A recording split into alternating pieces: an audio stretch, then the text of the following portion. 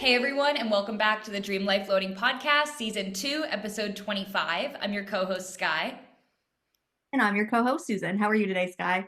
I'm good. I didn't even tell you this because I feel like I've been with you today. I don't know why. Like I feel like every day we're always like texting and in touch, but today especially I feel like we've like been in the same room. But I think I slept like 4.5 hours last night. We got woken up so early to construction, so I feel a little bit all over the place, but I think over the past like day and a half, I'm taking every little task as itself. Like do one task and then move on to the next task and not worry about the previous one or the future one. So I feel like that's like how my brain's focusing right now. But honestly, I kind of have to thank my new simplified habit tracker because we're on day 2 of only having 10 habits.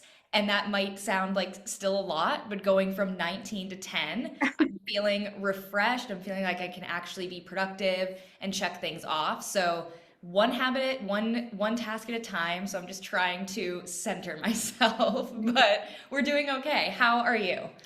I'm good. Today is day 2 of 75 soft, which I'm very excited about. I did not go to the gym first thing this morning. I was just like, I don't feel good. I got aligned yesterday. My chiropractor was like, maybe don't lift heavy things today. So I think I'm going to just use the stationary bike after work, and I'm excited for just a different change of thing. I'm going to either read my Kindle or watch Netflix. So I'm Love doing well. it. I'm so glad that you brought up 75 Soft because I am so excited to follow your journey with this. I will be honest, I didn't know anything about 75 Hard before you. And I think I didn't really care, honestly, before. I was like, oh, this is something people do, whatever. But before it was you, I didn't have anybody. I guess my friend Cam actually just completed 75 Hard, and I was asking him questions about it because I was really curious. But when you laid it out, like, here's 75 Hard versus, like, here's your modified's not the right, I guess it is. Here's Yeah. your interpretation of 75 hard, whatever. I was like, you know what? Like, I think I could do this. But I was thinking maybe as like a challenge for Nick and I when we get back into the gym in May, that might Yeah. be like a really great way to like kickstart the summer and just get into like a really good routine. So I'm so excited to follow your journey with this and how like mentally, physically, all the things. I'm very excited to document it. I feel like I've been kind of all over the place with my content on my personal page. So I'm excited just to have something that's like consistent every single day. And then like yesterday, people were like, oh my God, that smoothie looks so good. I'm like, let me drop you the recipe. It's 2 ingredients. Yes. So I'm just happy to share. I think that's a really nice and like formulaic but organic way of showing my like day-to-day life, which I'm excited to Yes. just get back into. That's what I was going to say too, is it's if you want to document every single day of 75 hard, great. That's one video a day, that's one piece of content. But then like will you explain before we go into more detail on this, 75 soft, what is your version? Like lay it out for us. So the original 75 hard challenge is no alcohol, stick to a diet, 2 45-minute workouts a day. One has to be outside regardless of the weather. A progress picture every day, and you have to read 10 pages in a nonfiction book. Mhm. So you have to do it for 75 days. And if you mess up on any one of those things, you start over. You can't, like, there's no room for Oh my. Um, 75 soft is for the girlies who either can't commit to that time wise, energy wise, physically, or just wanted to do the challenge but not have as many restrictions. So 75 soft, I'm obviously doing the sober version because I'm already 6.5 months pregnant. I'm already crushing that part. Might as well just continue checking something off my list every day. But it is drinking socially, only on social events. Um, I think actually I changed it. I'm doing 1 45-minute workout a day. I think it's supposed to be 1 30-minute workout Oh, a day okay. for 75 soft. Progress picture, read 10 pages in a book. Oh, and a gallon of water. That's what I missed. For both of them, it's a gallon of water.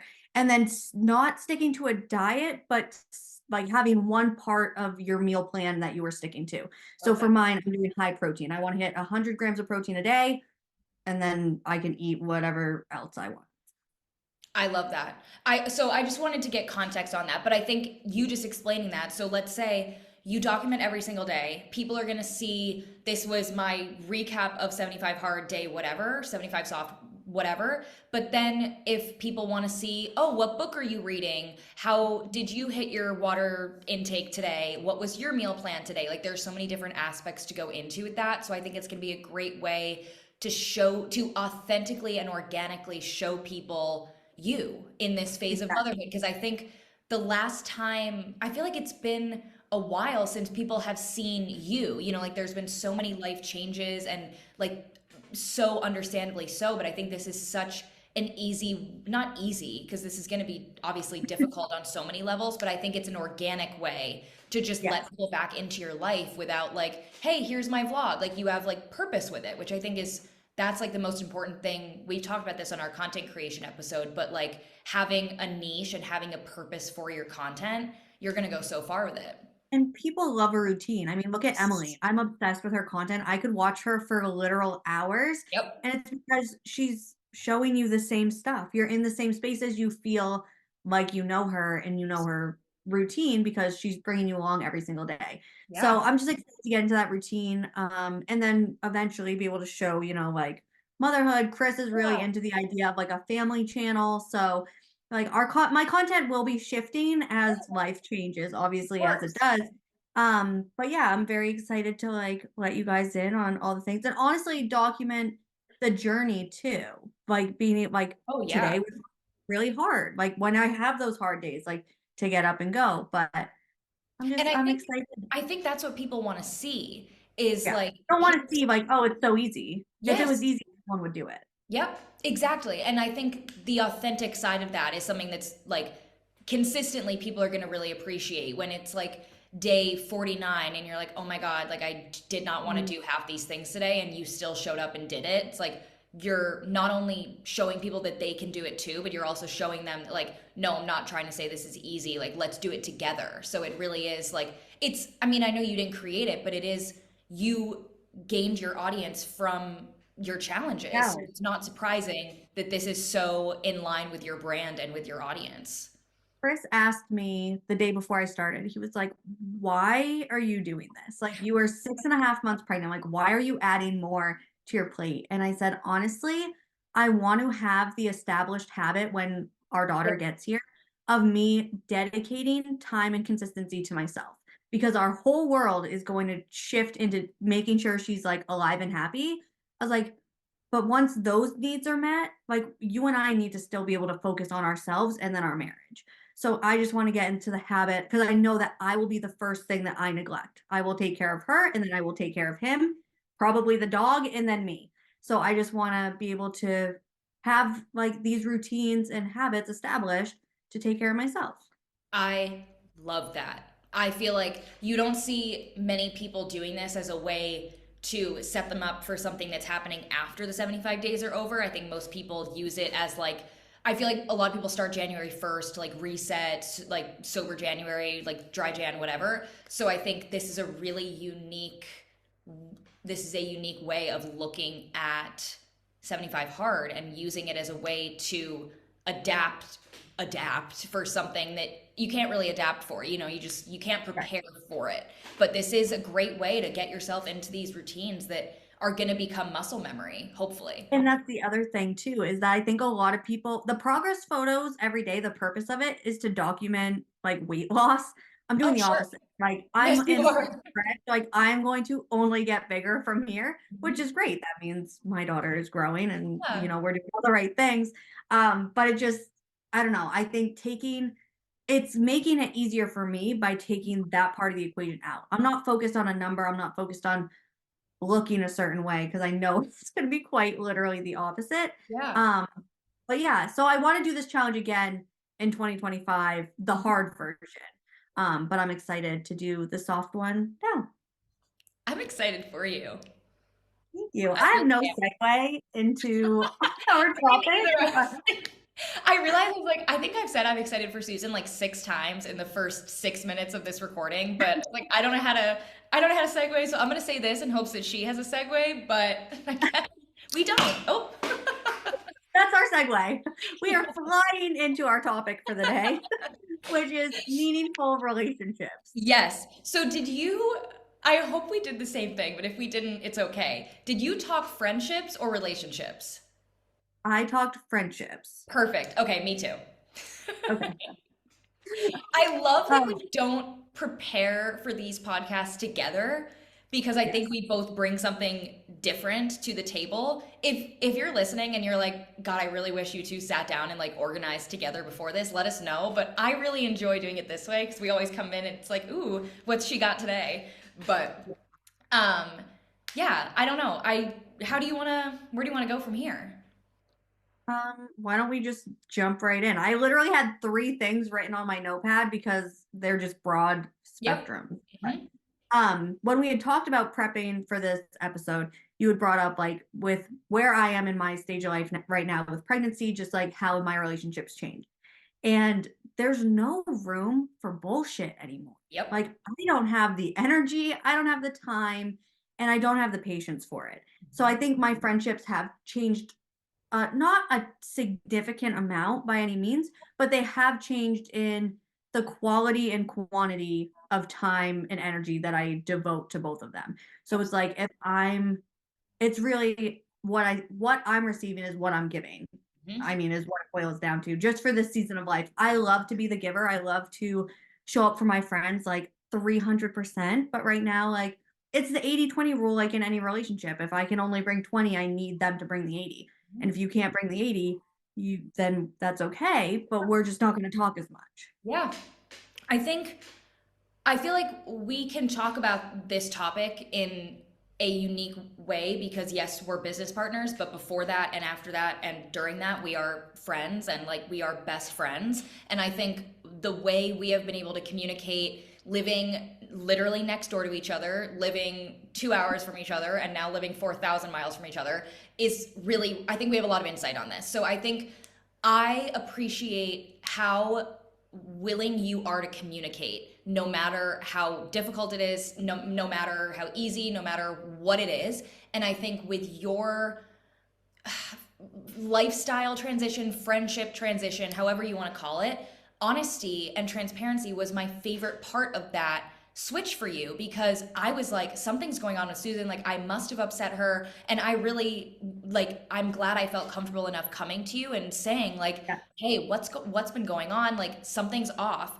And you were so blunt, and I respected it so much because you were like, you basically gave me that same speech, and you're like, look, like, this is where I'm at. I would love it if you can meet me. If you can't, I respect that. Please respect it in return. Like, I'm growing a human here. I've got a lot going on, And I think it was like to be transparent. I feel like there was like a 2 week shift where it was, we were both like, I was like, okay, I don't know how to deal with this with not Yeah. having Susan just constant. But then we switched and now we've gotten back into a routine. And it's just without that level of transparency and honesty and respect we Yeah. wouldn't it would have fallen apart. And I think you can probably touch on that with other friendships as well, is ones that did survive it and probably ones that didn't. Absolutely. And I think just this, honestly, the last 9 months of life, or let's say six, let's narrow it down. So last 6 months of life. For me personally, I had a terrible back injury where I could barely move. Like the being in pain, if you've been in chronic pain, like you know that that's exhausting in itself. Then add nausea onto it, and then add the like just hormones. Like there was a lot at play for me specifically. But then it felt like every single one of my friends was literally navigating their own disaster. Like everyone was going through it in some way, shape, or form. So it was like I feel like collectively in my circle, we were all showing up for each other as much as we could, but also it was the bare minimum. And that's not to say anything negative about anyone, including myself. It's just we were giving what we could. And I was honestly so grateful for the day. I know exactly what day you're talking about. You texted me and you're like, "What is going on? Like, are you okay? Like, did I upset you?" And I was like, "No, like I'm just exhausted. Like I'm not it's not that anyone is draining me. It's just that I'm physically tired from growing a literal human." I was like, "And I don't have anything to give anyone else, and I'm sorry." And Yep. you were like, totally ran with it. I think just communicating that alone was huge. Yes. And not to say that that's exclusive to pregnancy. Like Right. anytime you're going through anything hard in life and you just need a little extra time to like retreat or just not be on your phone, then it's justified, and just communicate with your friends so they don't think that you did something wrong or like that Exactly. the friend did something wrong. And I'm sure, like, I think oftentimes we attract friends that are similar to the people we are. At least that's my experience. I know that's yours for the most part as well. And I think we're both very much recovering people pleasers. I think over the past year and a half, we've really like laid down some boundaries, but we both do want to give a lot to friendships. So I will always immediately turn if something's off, I think it's my fault. So you communicating that, it was like, okay, the pressure's off.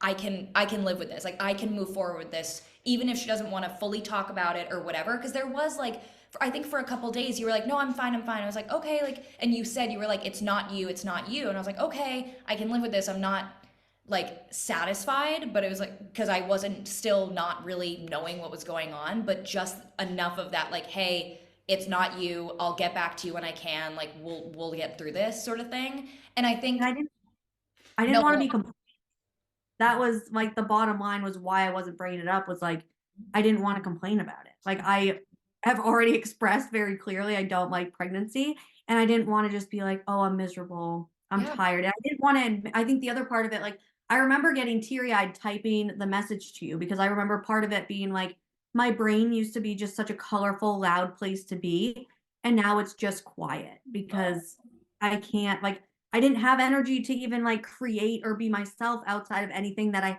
absolutely had to do. And so it was like, it was kind of a wake up call for me too, because I was just like, okay, like I really am just going through the motions and I really am just like not in a good space right now and not for anyone's fault. Like it was literally physical changes that were causing me to feel this way. But being able, like you asking about it was, I was able to acknowledge it. And yeah, then, I think because that was what, a week or two before my vacation was supposed to happen. I think it was like kind of in that time frame because I was downstairs. So like within a 3-week period, we had this conversation, kind of marinated on it, and then I had a week off, and that's when I kind of got my shit together and was like, okay, like I finally had time for myself. And then I feel like since I've come back, I've been able to put in so much more to all the things that I love, from my friends to the business to all the things that I didn't have energy or time for before. absolutely. And this is a perfect segue. I had written down like being vulnerable, and I think there's something really valuable in being vulnerable as a friend. I think you have to you have to be careful and cautious with who you're choosing to be vulnerable with. I think I've gotten into situations when I was in like high school and maybe a little bit in college too, where at least for me, I was wanting approval of people so badly that I was opening up in hopes that like I'm gonna share with you and I'm gonna give you all of me in hopes that you're gonna like me, and it usually ended up like not working out, and then I just felt more rejected. So you have to find the balance of you have to trust people first, but then when you I think as I've like grown and been more careful of like to be frank, like who you give your heart to, like friendships are like it is a relationship in that way. But beside the point, when you get to those points where you have people that you can trust, opening up and being vulnerable with them is a really important step in creating friendships that feel authentic. And I think you were vulnerable in that situation where you're like, look, like I do not feel like myself. Like I don't know what to do and it's not you. And you were kind of like, I don't really want to talk about it, but I'm telling you this because I want to open up. And I think opening up, like you just said, was the opening the gate for you really figuring out how to move forward. Yeah, I agree. And I think in that same vein and time frame, Chris and I have been talking about it, and you have to be vulnerable with yourself too in Yes. a friendship. Like, what are you bringing to your friendships? Because I think not maybe not in that same time frame, but since I've been pregnant, there's been, a stretch of time or whatever where I'd be like sitting on the couch and crying and being like, no one likes me. I have no friends. Like my friends don't check up on me except for Skye. Because we do talk every single day for the majority of the day. And I remember Chris just being like, this has probably been like the fifth time we had had this same conversation. He was like, okay, Susan, he's like, I understand that you're upset and I totally hear you and I'm sorry that you feel this way. He's like, but I want to ask you a question. Have you checked in on any of your friends? He's like, have you been the first one to see how they're doing? Like, are you just expecting them to all come to you or are you, and I was like, well, I'm not going to them as much as I used to because I don't feel good. Like, I want them to come to me. And he's like, Susan, you've never been that person though. So they don't, he's like, they might not know that that's what you need. He was like, your silence they might think that you want space when Yes. you want them to come to you. He's like, but if you don't tell them that, then how you can't expect anything to change. And I was like, nope, you're so right. And I think that must have been around the same time that you and I talked, maybe the day before I like completely opened up to you. And I was like, you're right. Like me just ghosting everyone is not going to get people to check in on me if that's Right. what I really. And I think Chris pointed out a really good point in that you set the standard for how you are as a friend, and that's what people Yeah. became used to. And when that changed, it wasn't just an automatic transition, but like, I think, yeah. So I love that point, and I think that's something that goes with all friendships, whether you're in a really high point, a low point, a middle point, whatever. Like, you are setting these standards when you make a new friend of like, okay, I'm going to be really sarcastic to you, but it shows that I love you. Or I'm going to be the friend that reaches out every morning. Or I'm going to be the friend that waits for you to reach out. Or I'll be the friend that's around once a week and we're more casual. Like you set these different standards probably without even realizing it with everybody. And I think it is like, just thinking about like my people, I think it is different person to person that you kind of like with each other, you set these standards of like what it means to be a friend. Yes. And I think that those standards can be what make or break friendships too. I've Totally. had friendships implode because my expectations and standards of friends changed. When I was teaching, all of my friends were still in college, and now I'm hanging out with people that are 10, 15 years older than me. Like my social circle drastically changed. Yep. And then I was like, okay, like these women treat each other like with respect, they communicate, like this is what I expect, but I never really communicated that that's what I needed. And Yep. I did lose friends over that because my expectations shifted and it wasn't, not that it wasn't just communicated, but like we were on different wavelengths. Yep. I think there's something really special about that blunt communication. And like I said at the beginning, like you are, or maybe I didn't even say it, I was thinking of saying it, that I used you as an example in my life to be able to carry on that communication style with my other friends of just like, it's okay to be like very honest and be like, this is what I need right now, or this is not what I need right now. People really respect it. Like I did it yesterday. Something was I was happening. gonna say, Yep, literally sent you this very long text. I sent it to two other people as well. Like my three girls sent the same text. And literally at the end of it, I was like, this is what's happening. I'm telling you because you're my best friend. I do not want to talk about this anymore. And everybody responded in like each of your own standards, like what I had expected and hoped for in response. And you, even though I said, I don't want to talk about this right now, each girl knew what that meant for the standard of our friendship. Whether for you it was, I'm going to give you my advice, I'm going to be like kind and supportive and helpful, and we're going to leave it at that until I opened the door again, and then we had such a productive conversation. I like, so you set these standards, but you also can set such clear concrete boundaries, and it's okay to say like, I don't want to talk about this anymore. It's not going to upset these people that you've let into your circle, and it's so much better to just be so honest because you've already created these friendships. Like I would never have done this with like a new friend that I was getting to know. Like you don't pour that stuff on your new friends, but I was comfortable with this concrete group that like I can say anything to you and I know that it's only going to come across the right way because you know my intentions. Like that's at the end of the day, I am never going to be offended by something you say because we've set the standard of what our intention for the friendship is. absolutely. And from like the friend's perspective of getting that message and it say at the bottom saying, like, this is what's going on, but I don't want to talk about this anymore. I actually want to point out that I sat on that for like 15, 20 minutes and I was like, okay, do I just react with a heart to this? And I'm like, no, that doesn't seem appropriate. And then I was like, I need to acknowledge and validate her because that is the first thing that I would want. Like if I'm sending this message, that is I think I would want to hear. I was like, and then I'm going to give her advice that has nothing to do with the topic, but might help her feelings around it. Yep. And I was like, I left it at that. And I was like, I hope that, and I even thought as I was sitting there, I was like, I hope this isn't too much of like connecting to it or addressing it, Yep. but I wanted to address it. But, you know, like you, with each friendship, you're going to find that middle ground and where it's, Yes. you know, what the other person needs versus Yes. what you want to give. And if like we know each other so well that like no matter what you had said or done in response, it wasn't going to have upset me, like we already just talked about. But let's say, for example, it had, and you had responded with something that I was like, wow, that really was not what I needed. Just say that. Be like, hey, Yeah. as my friend, this is what I need from you right now. If I've Yeah. received, which I have received, that text as a friend, it's like, oh my God, you're right. Tell me what you need and I will provide it. You know, like it's never going, and I think from experience, if you can't have that open line of blunt communication with your friends, that's not a friend for that sort of situation. You know, like maybe that's your coffee friend, but maybe that's not your like deep dive advice friend. And that's okay. And I think the other part of it too is like you can have friends shift roles in exactly the example that you just gave. I had a friend that was like thick as thieves. We were best friends, and then our relationship imploded from, you know, our expectations of each other not being communicated. And then we came back recently, and now we just enjoy the fun parts Yep. of our relationship that we had before.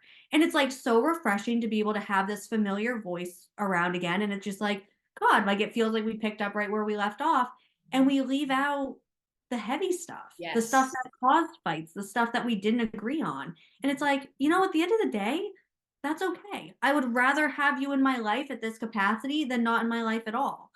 And obviously, like every situation's different, every person's different. Some people change, some people don't.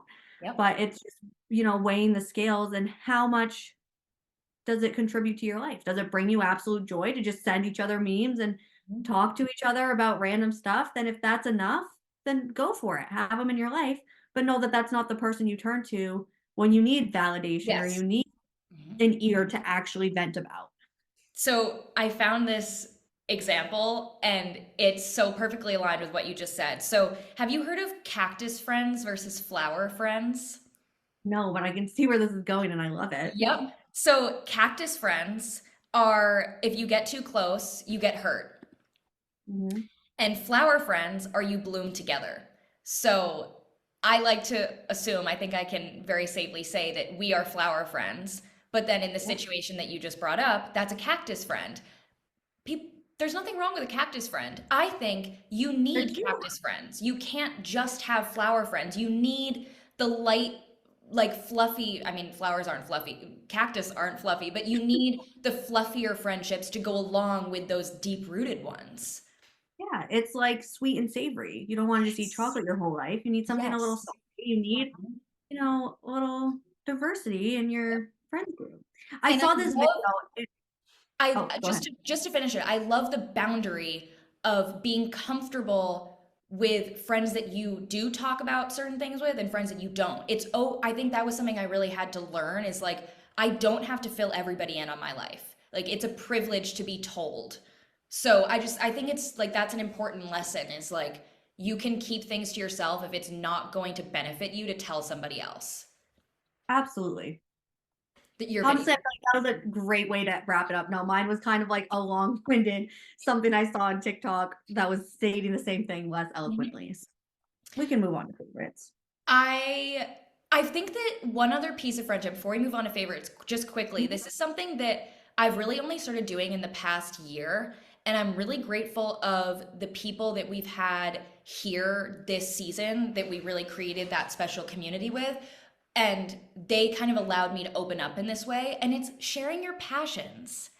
I Yeah. think I always like I was a theater kid growing up. I still like very much would consider myself a theater kid. Like I love that world. Obviously DLL like and I think there are people that like wouldn't support the fact that we like put ourselves on the internet and like record our lives and like that so all these different things that like I wouldn't go out of my way to advertise, but this past year, these people that we just met and became so close with were all so welcoming and inviting and excited and supportive of these things that I and we do. And it really taught me to be like, just put myself out there because I had that support. So I think like being vulnerable in your passions and like, yes, this is something that I love. Like, I want to share this with you is such a nice way. I almost look at it as a compliment. Like, if somebody chooses to open up to me about something that like might not be quote unquote like the coolest, or honestly, like, I think this is really cool, but I think a year ago I probably wouldn't have had the confidence to like share this openly. Like, we've talked about this where a year ago we weren't always sharing podcast episodes on our personal Instagrams because we were afraid of like people from high school or whatever. So I think there's growth with that of just being vulnerable with your passions, and the right people will come into your corner. I've experienced that, so I just wanted to share it. Absolutely. I don't want to like repeat what you just said. I agree wholeheartedly. Okay, favorites. So my favorite is my wedding ring that I have back now. So well, I'll fill you in on the saga because I gave Yes. you a little tease last week. So I had gotten a new Chris updated my wedding band in January, the beginning of January.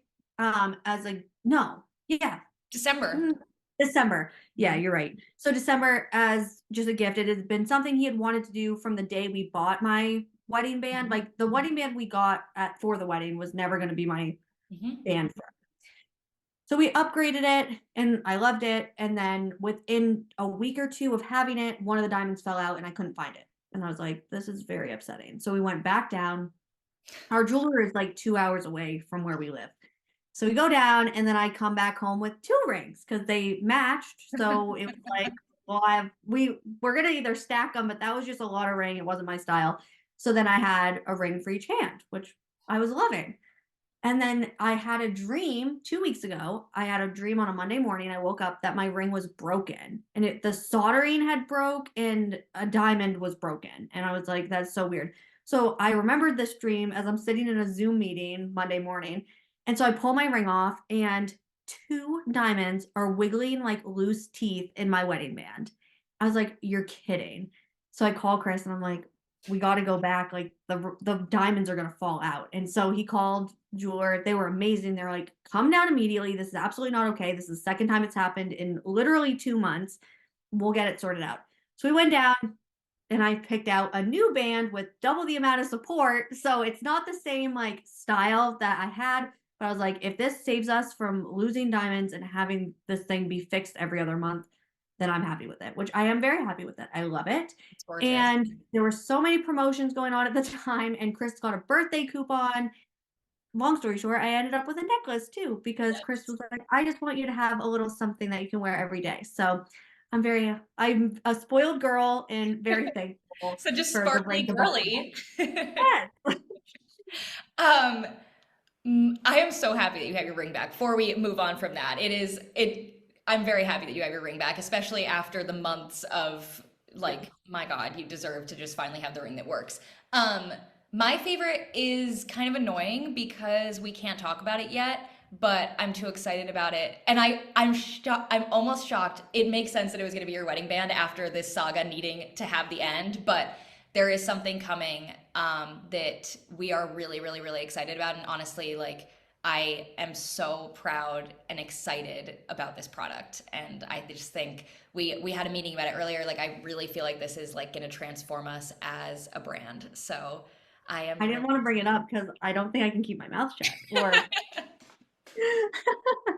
we'll leave it at that. But it's something really special. It's something so aligned with us and like where we've always wanted to be. So like we've been talking about being able to do things like this since November of 2022.